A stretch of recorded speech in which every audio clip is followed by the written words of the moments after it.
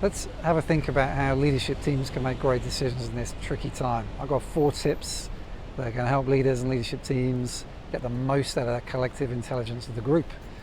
First thing is going to be make sure you establish what we call the criteria for decision making over the next 3 months. So you're going to make hundreds of small and big decisions in the next few months, and it'd be really helpful if you had a consistent framework. And by that I might mean stating the 3 or 4 things that are most important. For example, cash flow, people and values, customers, and really getting that on the table, saying this is how we're going to make decisions according to these things that are most important. I'm going to try and minimize other distractions. That's the first thing. Second thing is, how do you get the most out of that group of humans that gather around as a leadership team? And we can learn from Barack Obama, where he wanted to hear everyone's point of view. So he'd ask someone in the group, he'd say, tell me everything you can see at the moment. I'm going to listen to you for a few minutes until I think I've heard your point of view. And he would kind of pass around and make sure he listened to each person in turn instead of having this kind of raucous debate. Let's focus in on you. So one way you might want to do that is ask your leadership team, what can you see from your perspective that we need to know? And what's one thing do you think we might be missing? Because that's sometimes where the collective intelligence comes from, is something that only one person can see. Third tip, don't be too black and white. So it can be tempting to say, are we going to shut the office or not?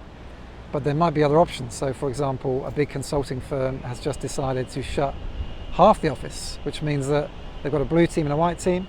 The blue team comes in 1 week and the white team's going to come in the next week, and they're going to alternate. That's a different option. So don't be too black and white in your thinking. Push for more options from your leadership team to the problems in front of you. And the last tip is all about communication. So your team want regular updates from your wider team. And the best way I find to do this is to think about the 3 E's. So empathy is the first E. Show that you understand what it might look like from their point of view, your team's point of view, and your customers. Explanation is the second point, which is how do you explain why you got to the decision that you took in the larger context. And the third E is going to be expectations. So exactly what are you expecting the people to do as a result of your decision?